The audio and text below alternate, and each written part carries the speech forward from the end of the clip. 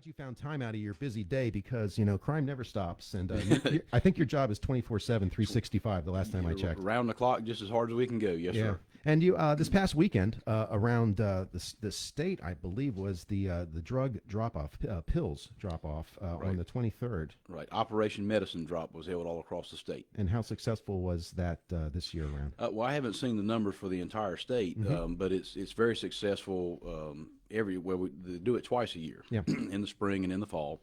And we are always very successful here in our county. Of course, our success is due to the citizens who realize that we have an issue with prescription drugs being in people's homes, when they no longer need it. We were having terrible trouble. What used to be just a few years ago, but now as I'm getting older, what used to be many years ago, we were having a lot of breaking and enterings and people getting a hold of medication that they shouldn't get a hold of, young people, family members.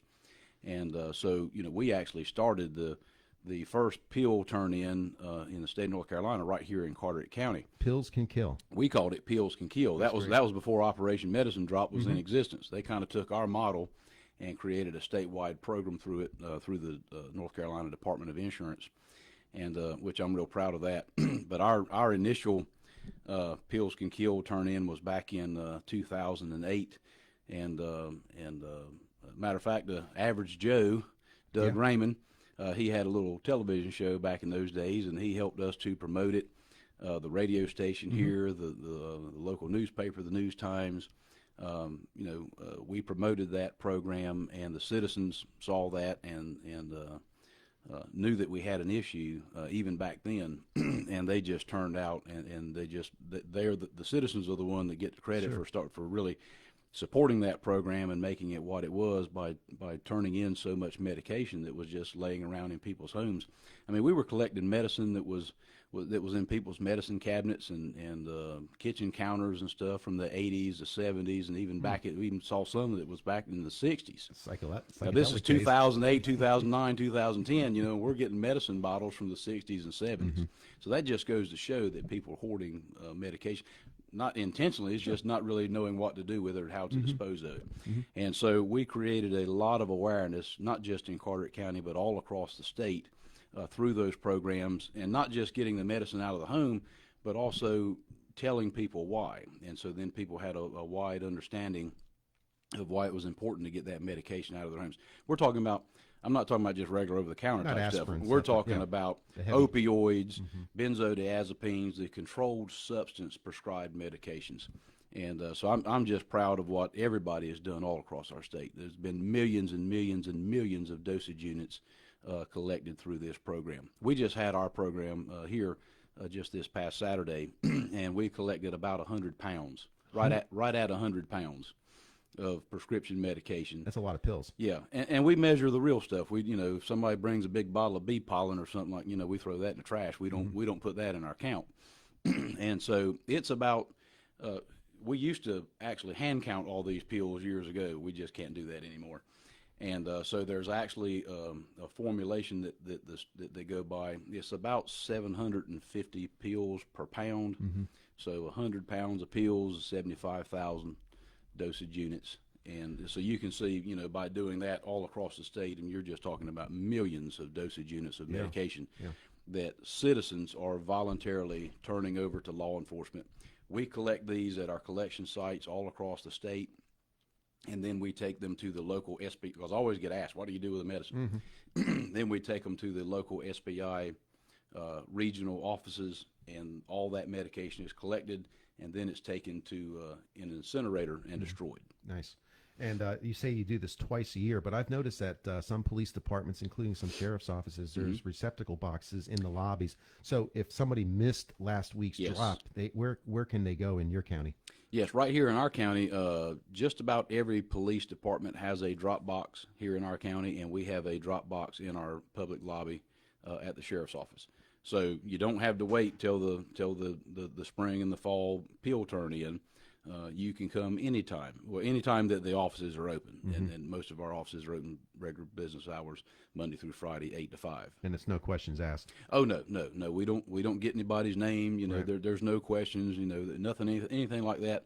You just take the medication, put it in the drop box, and walk right back out the door. And you touched on this earlier, Sheriff, and we're talking with Carteret County Sheriff Asa Buck about breaking and enterings. And I would think that one of the main reasons bad guys go into people's homes is looking for those said drugs. Is that one of the top reasons why people do B&Es? Well, a big driving force behind breaking and entering into someone's home for a long time has been to find drugs, to get money, to buy drugs, to obtain property that they can sell or trade in order to get drugs. I mean, the abuse of drugs is the big force behind a lot of our property crimes that we see, whether it's breaking and entering, whether it's larcenies, you name it. Even financial crime. You know, somebody comes and steals a check out your checkbook, or defrauds you in some manner. You know, the need and the desire to obtain drugs to feed an addiction is the driving force behind it in I won't say most instances, but in a large portion of the crime that we deal with. I mean, most of the folks that are sitting in the Carteret County Jail right now are there due to drugs and alcohol in some form or fashion, either directly or indirectly. And so, you know, the drug issue has been a big issue for a long time, and continues to get worse, especially nowadays with the types of drugs that we're dealing with. You know, back when I first got into law enforcement, crack cocaine was probably the hardest drug that we dealt with, right. You know, on a large scale. Certainly other drugs were around. You know, methamphetamine has kind of come and gone as the legislatures adjusted the laws and the formulations and things that people have to do in order to create and manufacture methamphetamine. Mm-hmm. But now meth is trafficked into our country so much from Mexico and made in these super labs in southern states and coming across the border, that we don't see very many people manufacturing meth, you know, at home, mm-hmm. where we used to see meth labs in the past, and the state had a big response to it. I mean, then you almost had to have a chemistry type setup to make meth. Kind of, yeah. And then they went to these one pop methods, and then mm-hmm. you could make it in a Gatorade bottle with a microwave, and you know, but we don't see that anymore because it's just so prevalent, and there's so much of it that's being manufactured and trafficked all across the country, across the southern border, and in a lot of southern states where they don't have to cross the border. And of course, everybody knows that the problem that we're having now with heroin, the prescription drug problem that we had for 10, 15 years with opioids, created the atmosphere for the drug dealers to flood the market with heroin, and it's cheap heroin, cheaper than what it used to be. And then they started adding fentanyl into the heroin. You know, we used to see fentanyl, matter of fact, in our pill collections, and my major just told me on the telephone driving over here, Dennis Barber, he's also the mayor of the town of Newport. We call him Major Mayor. He was updating me, and he was telling me that we actually collected a fair amount of fentanyl in our drug collection this past weekend, but that's the medical grade fentanyl, mm-hmm. pills and patches. You know, we used to have some fentanyl overdoses in the past, nowhere near like what we see now, but it was people would actually take the patches, and they have gel in them, and they would cut them open, and they would, you know, suck the medication out. Yeah, and nice. You know, some people lived through that, some people didn't. Mm-hmm. And so, you know, we would see some fentanyl overdoses in years past, but it was the medical grade fentanyl. And now we're seeing the street drug that's being put into heroin, methamphetamine. We're seeing it in that as well, and a lot of drugs. It's not just in heroin. But the prescription opioid problem that we had created the atmosphere for heroin to make a major resurgence. And the drug dealers flooded the market all across the country, then started putting fentanyl in it. And that's when we started seeing all these a major increase in overdoses all across the country, along about 2015, 2016, 2017, and the numbers have just continued to rise. Just 3 years ago, we had 11 drug overdose deaths that my office investigated. We had more than that in the county. I think this was back in 2019. In 1 year's time, that number doubled. It went from 11 overdose deaths that my office investigated to 22, just in 1 year's period. Mm-hmm. And, you know, we're seeing about well over 300 overdoses over the past 2 years per year, last year, and the numbers are on track to be the same this year. And back in 2020, we had 35 overdose deaths. That's a startling statistic, Sheriff, given the fact that it shows you that there's more people out there taking illegal drugs and overdosing, but the fact that Narcan is out on the street, and I'm sure your deputies and EMS all carry that. It's not the silver magic bullet, but it does block oftentimes overdosed victims and brings them back quickly, but not all the time. Yeah, in the fentanyl, I'll touch on this in just a second, but yeah, if it wasn't for the prevalence of Narcan, not just on the rescue squad, but now a lot of people, family members and those who are prescribed certain drugs, can actually obtain Narcan. I mean, we're seeing Narcan in people's homes. There's a lot of availability for Narcan. And, I would predict that if we didn't have such a wide availability of Narcan, these numbers of overdose deaths would be much, much, much higher. I agree. I hate to, I don't want to sound like Chicken Little and the sky's falling and throw out a big inflated number, but we had 35 people die in 2020 from drug overdose. We had 300 reports from law enforcement, from my office and the other police departments, well over 300, probably close to 350. Wow, one a day. These were actual overdoses where people responded, and almost every one of those people were brought back with Narcan. So you can see what the numbers probably could have been were it not for the wide availability of Narcan. Yeah. Not just on the rescue squad, but in our law enforcement patrol vehicles and by people who have the Narcan in their homes, so they can provide an immediate response to someone who's overdosing. And I know, like other sheriffs, Hans Miller in Onslow County calls it poison on the street, and you're trying absolutely. to get it off the street because one death is one too many, and you've had 30 in Carteret County. What a tragedy. And people that supply that poison are getting harsher punishments when they get to the judicial system, and that's a good thing. We'll take a short break here. We'll come back and continue our conversation with Carteret County Sheriff Asa Buck after this brief timeout. Welcome back to Coastal Daybreak. We're talking with Carteret County Sheriff Asa Buck. And Sheriff, your deputies are out on the patrol 24/7, 365, of course. And when they respond to a call, oftentimes or sometimes they could be encountering an individual or individuals that have some degree of mental health issues. How do your patrol, how do your deputies, how do you respond to calls? How are they trained when they are driving to a scene before they roll up? Well, or I should say this, the encounter that they have with the citizen, what is roughly, do you think, the percentage? I know it's a broad spectrum of mental health when we talk about it, but roughly, what do you think their encounters are encountering people who have some sort of mental illness when they roll up to what's going to be a violent, possibly a confrontation? Well, I think it's kind of hard to put a number on it because in some places they might gather and take all the reports and go through them and try to, factor up some statistics. I mean, you hear something like 50% of some of these instances, you're dealing with people who have mental health issues. It's certainly a large percentage, I believe, depending on some of the incidents that we're talking about.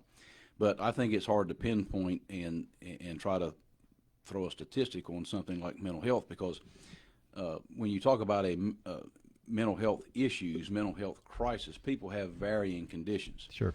Obviously, you have a certain number of people or a percentage of people in our society who suffer from severe mental health issues. And oftentimes you see that may be carried out in some really significant or serious act.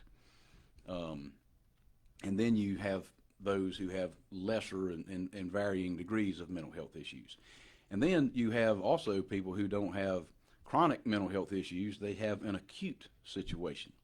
And so it might not necessarily be mental health like a diagnosis, but someone who's in crisis. And we try to train as many of our folks as we possibly can in crisis intervention training. And here again, that helps to cover the broad spectrum, not just those who have diagnosed mental health issues that may be chronic or they may be coming and going depending on medication and treatments, but also those who are dealing with acute crisis as well. And so we try to provide that type of training to our officers. They get a certain amount of training going through the basic law enforcement curriculum in dealing with mental health, dealing with difficult subjects. We try to provide verbal judo training, which is a process and a training method of people just dealing with someone, trying to empathize with the person, understand where they are and where they're coming from, and just talking to them. We hear a lot nowadays about de-escalation.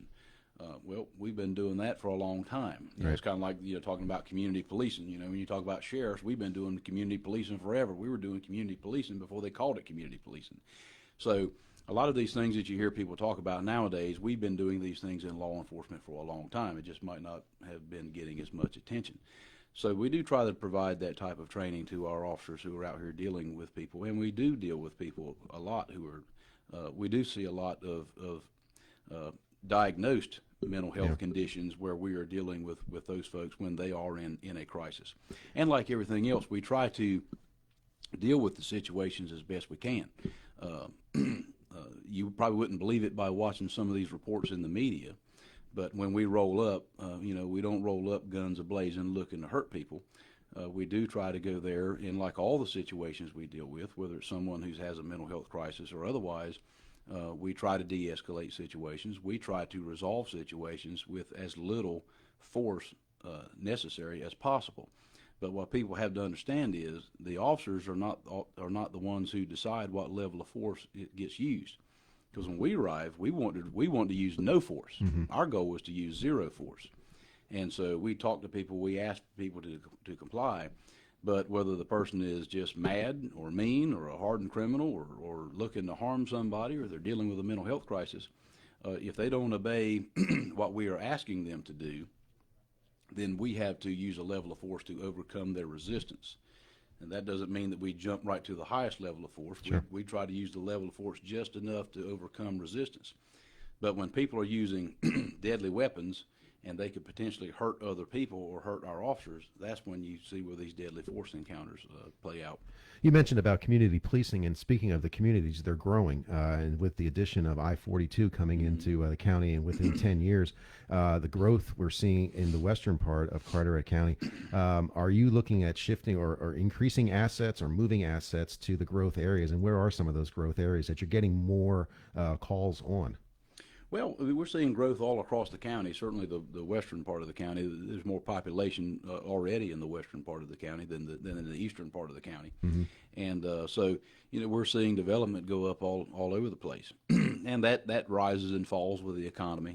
Back before the economy went in the tank back in the 2000s, 08, 09 area, I mean, construction was just booming in the county.